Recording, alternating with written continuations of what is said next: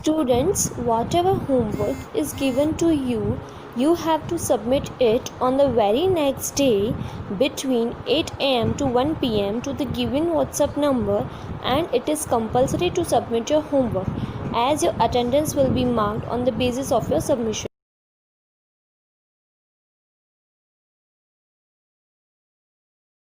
Chapter number 11, Pressure. Let's get going. Carefully observe the pictures. One person is wearing bag on both the shoulders while the other is wearing it on one shoulder. Which of the two situations provide comfort and which is most stressful on the person? Recognize this in terms of force and area. In pictures को हम carefully observe करेंगे. इसमें एक person ने bag जो है दोनों shoulders पे पहना हुआ है, बल्कि दूसरे पर्सन ने केवल एक ही शोल्डर पे पहना हुआ है. इन दोनों सिचुएशंस में से कौन सी सिचुएशन कंफर्टेबल है और कौन सी स्ट्रेसफुल है वो हमें बताना है, वो भी फोर्स और एरिया के टर्म्स में. तो यहाँ पे जो शोल्डर बैग्स जो होते हैं उनमें ब्रॉड स्ट्रिप्स दिए गए होते हैं. ये इसलिए होते हैं ताकि सरफेस एरिया इंक्रीज़ हो जिसके ऊपर फोर्स एक्ट कर रहा है. प्रेशर का फॉर्मूला है P = फोर्स अपॉन एरिया. अगर थिन स्ट्रिप्स होंगे तो प्रेशर इंक्रीज़ होगा, अगर ब्रॉड स्ट्रिप्स होंगे तो प्रेशर डिक्रीज़ होगा. तो यहाँ पे जिस पर्सन ने दोनों पे पहना हुआ है बैग, तो उसमें उसका प्रेशर डिक्रीज़ हो रहा है क्योंकि उसने दोनों स्ट्रिप्स पहने हुए हैं. यहाँ पे सरफेस एरिया इंक्रीज़ हो रहा है तो प्रेशर डिक्रीज़ हो रहा है, तो उसको पेन शोल्डर में नहीं होगा. जबकि जिसने वन शोल्डर पे पहना हुआ है उसका एक ही स्ट्रिप है तो वो सरफेस एरिया कम है जिसकी वजह से प्रेशर इंक्रीज़ होगा और उसको शोल्डर में पेन होगा. तो अगर आप लिखना चाहो आंसर तो इस तरह से लिखोगे, shoulder bags are provided with broad strips so as to increase the surface area on which the force is acting. By doing so, the pressure decreases as P = force upon area. If bags were provided with thin strips, the pressure would have increased, causing pain shoulders. While swimming underwater, figure 11.1, or while traveling in an aircraft, figure 11.2, we sometimes that our ears hurt. Why is it so? जब कोई पानी के नीचे जाता है या फिर aircraft में ट्रैवल करता है तो उसके ईयर्स हर्ट होते हैं. ऐसा क्यों होता है? डाइवर्स जैसे ही पानी के नीचे जाते हैं तो वाटर प्रेशर जो है ईयर्स में इंक्रीज़ होता है. इसके इंक्रीज प्रेशर की वजह से ईयर्स स्क्वीज़ होते हैं और ऐसा लगता है कि कान में कुछ भर गया है और ईयर ड्रम में स्वेलिंग यानी सूजन आ जाती है जिसकी वजह से पेन होता है. सिमिलरली जब एयरक्राफ्ट में ट्रैवल करते हैं तो जब प्लेन टेक ऑफ करता है तो एयर प्रेशर ईयर के बाहर डिक्रीज़ होता है और जब लैंड करता है तो प्रेशर इंक्रीज़ करता है. टेक ऑफ के दौरान एयर ईयर से बाहर आती है, ईयर ड्रम के अगेंस्ट में आती है, इसीलिए ईयर्स में पेन होता है टेक ऑफ के दौरान. Sometimes while hammering a nail into a piece of wood, we find that some nails get easily hammered while others do not. We can easily find that sharp nails are easier to hammer than blunt nails. Why is it so? कभी कभी हम देखते हैं कि जो sharp nails हैं वो would में इजीली हैमर हो जाते हैं, मीन्स चले जाते हैं, गड़ जाते हैं, और ब्लंट नेल्स नहीं. ऐसा क्यों होता है? इसका रीज़न क्या है? क्योंकि शार्प नेल्स का जो सरफेस एरिया है वो बहुत कम होता है जिसकी वजह से प्रेशर ज़्यादा होता है, तो उतने ही फोर्स में जो शार्प नेल है इजीली वुड के अंदर चले जाते हैं, हैमर हो जाते हैं. ब्लंट नेल का जो सरफेस एरिया ज़्यादा होता है जिसकी वजह से प्रेशर कम होता है, तो उसकी वजह से वो अंदर जल्दी नहीं जा पाते हैं। इसका सिंपल हम बोल सकते हैं because pressure is inversely proportional to area. Pressure. We heard terms like blood pressure, atmospheric pressure, low pressure during a cyclone, etc. So, how do we understand pressure? Let us find out by performing a simple experiment. Take a board pen, fix it into your school bulletin board by the pointed end. See how easily it goes in. Now try doing the same with the other end, the blunt end or the head of the board pin. We will observe that we cannot drive the pin into the wooden board. Why? हम सभी blood pressure, atmospheric pressure, low pressure ये सारे words सुनते रहते हैं। तो ये pressure क्या होता है इसे हम समझेंगे एक सिंपल एक्सपेरिमेंट के थ्रू। बोर्ड पिन लेंगे और उसको फिक्स करेंगे स्कूल बुलेटिन बोर्ड में पॉइंटेड एंड से। जब हम पॉइंटेड एंड से हम फिक्स करते हैं तो फटाफट चला जाता है। अगर हम उसको हेड साइड से फिक्स करने जाएंगे तो वो फिक्स नहीं होता है। ऐसा क्यों होता है, इसका रीज़न क्या है? क्योंकि जो पॉइंटेड पिन है उसका सरफेस एरिया लेस होता है, जिसकी वजह से प्रेशर ज़्यादा होता है तो इजीली बोर्ड के अंदर चला जाता है। बल्कि उसका अपोजिट जो हेड साइड है उसके थ्रू हम डालते हैं तो उसमें सरफेस एरिया ज़्यादा होता है, जिसकी वजह से प्रेशर कम होता है और उसी की वजह से वो अंदर नहीं जाता है। क्योंकि जो प्रेशर है वो इन्वर्सली प्रोपोर्शनल होता है एरिया से। अगर प्रेशर ज़्यादा होगा तो एरिया कम होगा, एरिया कम होगा तो प्रेशर ज़्यादा होगा। Another common example is usually seen in the kitchen. Can we use a blunt knife like a butter knife to cut vegetables? No. Instead, we use a sharp knife to cut vegetables.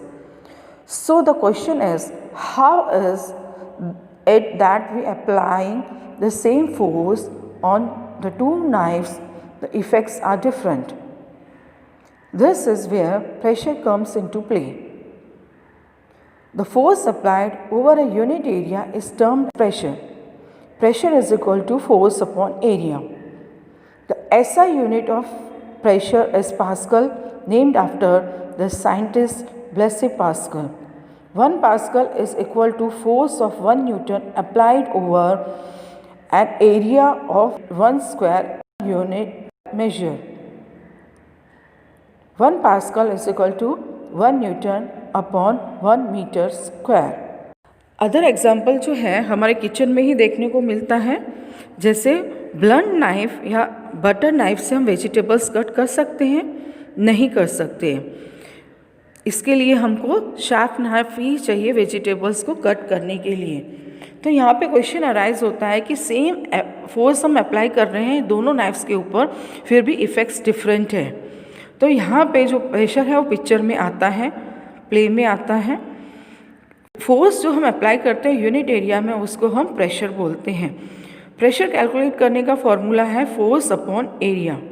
ऐसा unit pressure की pascal है जो ब्लेसे pascal के नाम के ऊपर दी गई है। 1 Pascal is equal to 1 Newton applied over an area of 1 square meter. 1 pascal 1 unit के बराबर होता है जो हम फोर्स अप्लाई करते हैं 1 स्क्वायर मीटर में। The greater the force or the lesser the area, greater is the pressure applied. This is why a sharp knife with less area of contact with the vegetable can cut through the vegetables easily than a blunt knife with large area of contact, even though the same force is applied. ज़्यादा force होता है, less surface area होता है, उतना ही ज़्यादा pressure apply होता है। इसीलिए शार्प नाइफ जिसकी एरिया कम होती है वेजिटेबल के कांटेक्ट में, तो वो जल्दी कट कर देता है वेजिटेबल्स के जबकि ब्लंट नाइफ जिसका एरिया ज़्यादा होता है कांटेक्ट का, फिर भी सेम फोर्स अप्लाई करते हैं तो भी वेजिटेबल्स को इजीली कट नहीं करता। Pressure due to solids. If a man wearing a flat-soled shoe steps on the foot of another person, he would feel the pain. What would happen if a lady wearing a pointed-heeled shoe steps on the person's foot? He would feel more pain even if both the man wearing the flat-soled shoe and the lady wearing the pointed-heeled shoe weigh the same. This is because the pointed heel shoe applies the force equal to the person's weight over a small area, thereby increasing the pressure applied, whereas the flat-soled shoe applies the same force over a larger area, thereby reducing the pressure. When a solid object is placed on a surface, the weight of the object applies a pressure on that surface. The pressure depends on the weight of the object and also on the area of contact between the two surfaces. अगर किसी आदमी ने flat soul शू पहना हुआ है और किसी दूसरे पर्सन के फुट पे स्टेप कर रहा है तो उसको पेन होगा। अगर किसी लेडी ने पॉइंटेड हील शू पहना है, वो भी उस पर्सन के फुट पे स्टेप कर रही है तो पेन ज़्यादा होगा। ऐसा क्यों हो रहा है, इसका क्या रीज़न है, जबकि वेट दोनों पर्सन का सेम है? ऐसा इसलिए हो रहा है क्योंकि पॉइंटेड शूज़ जो हैं वो फोर्स अप्लाई कर रहे हैं पर्सन के वेट के बराबर लेकिन स्मॉल एरिया में, जिसकी वजह से क्या होता है, जो प्रेशर है वो इंक्रीज़ होता है। जबकि फ्लैट सोल शू में क्या होता है, फोर्स अप्लाई हो रहा है लार्जर एरिया में और जिसकी वजह से प्रेशर रिड्यूस हो रहा है।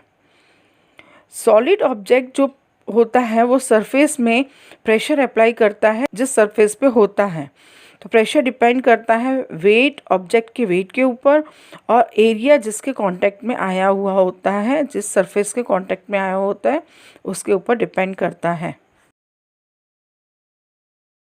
Real world spikes in shoes.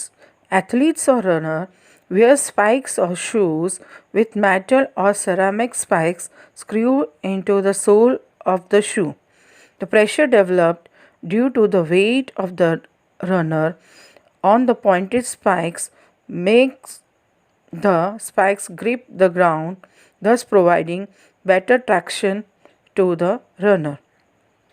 Real world में ये प्रेशर कैसे यूज़ होता है, स्पाइक्स वाले शूज़ जो एथलीट्स और रनर पहनते हैं, जो मेटल और सिरेमिक के स्पाइक्स बने हुए होते हैं सोल के अंदर, उसमें प्रेशर डेवलप होता है वेट के वजह से, रनर के वेट की वजह से, जिसकी वजह से जो पॉइंटेड स्पाइक्स होते हैं वो ग्रिप करते हैं ग्राउंड को, जिसकी वजह से रनर बहुत अच्छे से रन कर सकता है। Pressure due to fluids. Pressure can be applied by fluids. Gases and liquids are collectively called fluids. Fluids exert pressure on the container that holds them and on the objects immersed in them. The pressure exerted by fluids is called fluid pressure. The pressure on the walls of the container is due to the molecules of the fluid, which are in constant motion, hitting the walls, thereby applying a force over a unit area. Fluids द्वारा भी pressure exert होता है। Gases और liquids को collectively fluids कहा जाता है। Fluids pressure exert करते हैं जिस कंटेनर में होते हैं उसमें, और जो ऑब्जेक्ट उसके अंदर इमर्स्ड होता है, उसके अंदर होता है, उस पर फ्लूइड्स जो है प्रेशर एक्सर्ट करते हैं। प्रेशर जो फ्लूइड द्वारा एक्सर्ट किया जाता है उसको फ्लूइड प्रेशर कहा जाता है। प्रेशर वॉल्स के कंटेनर पे एक्सर्ट करते हैं मॉलिक्यूल्स जो फ्लूइड के होते हैं वो, क्योंकि मॉलिक्यूल्स जो हैं कांस्टेंट मोशन में ही होते हैं और वॉल्स को हिट करते रहते हैं, जिसकी वजह से प्रेशर क्रिएट होता है और ये अप्लाई होता है यूनिट एरिया में। When we swim in a pool we find that the pressure acts on our eardrums and this pressure increases as we go deeper into the pool. Similarly, as we go to higher altitudes, say to a hill station, the air pressure decreases and the difference in pressure between the air molecules inside the head and outside makes our ears pop. The variation of pressure with the depth and the higher depends on the weight of the air or air column above that point. As we go deeper into the swimming pool, the weight of the water above us increases, which applies more force on the surface of our body, thus increasing the pressure.